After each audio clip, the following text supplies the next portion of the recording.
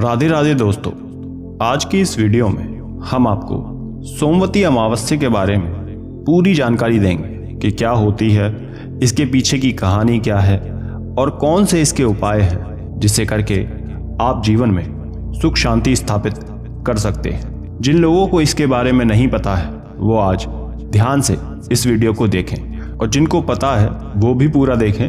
नई जानकारी आज आपको मिलेगी। हमारे हिंदू धर्म में सभी तिथियों को बहुत माना जाता है, उन्हीं में से एक है अमावस्या।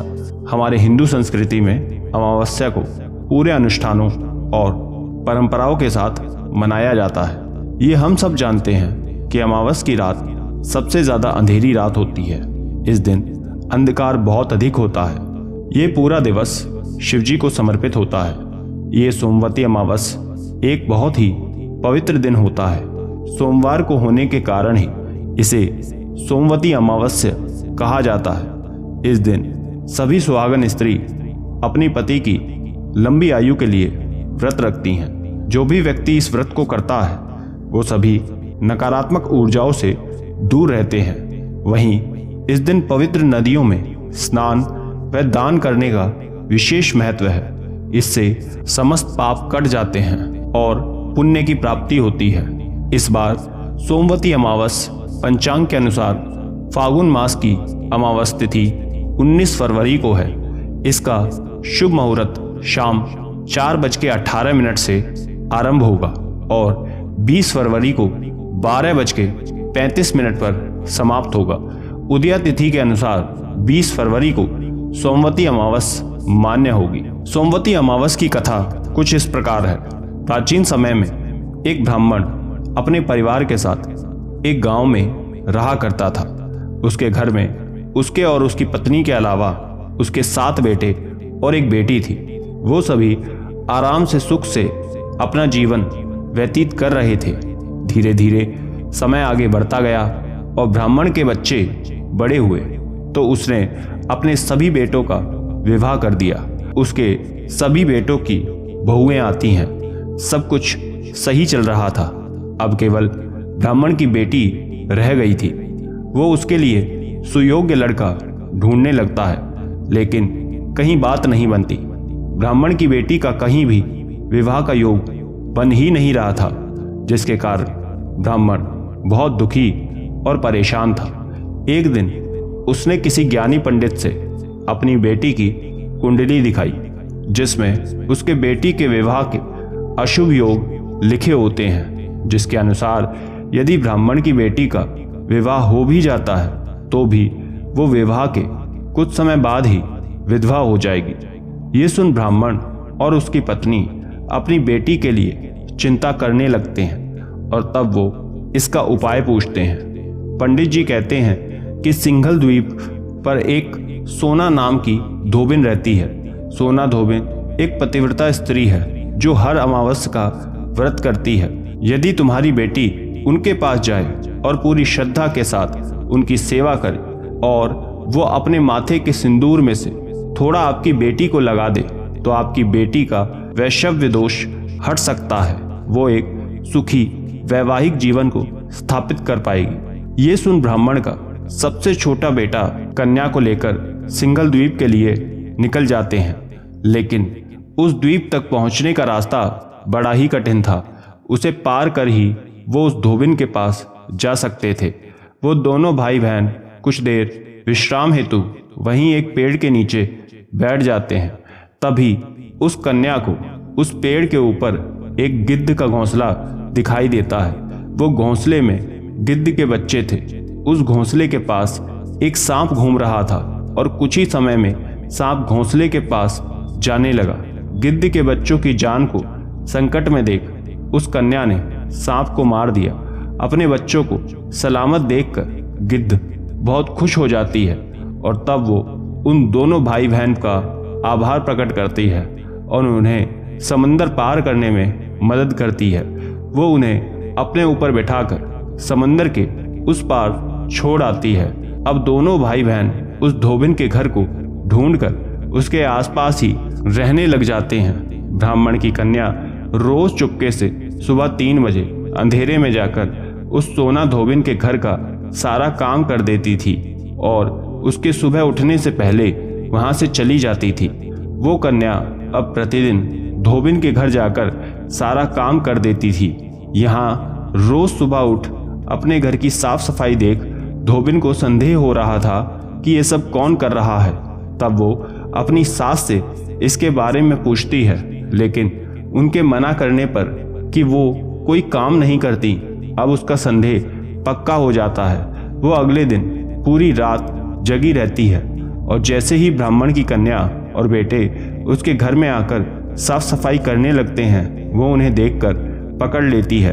तब वो दोनों सारी बात उसे बता देते हैं। सारी सच्चाई जानकर और उस कन्या की सेवा देख धोबिन बहुत प्रसन्न हो जाती है और तब वो उस कन्या को अमावस व्रत करने के सारे विधि विधान और नियम उसे अच्छे से समझा देती है और धोबिन उसी समय उस कन्या की मांग में अपनी मांग से सिंदूर लेकर लगा देती है और उन्हें विदा कर देती है। यहाँ दूसरी तरफ धोबिन के सिंदूर देते ही उसके पति के प्राण चले जाते हैं। उस दिन सोमवती अमावस का दिन था।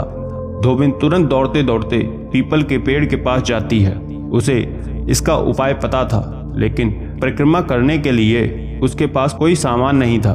उसने ईंट के टुकड़ों से पीपल की 108 बार परिक्रमा करना शुरू कर दिया।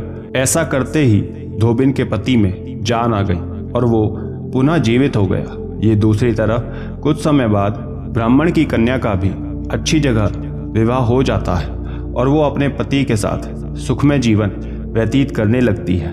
और इसके बाद से इस दिन का प्रत्येक विवाहिता के जीवन में विशेष महत्व है।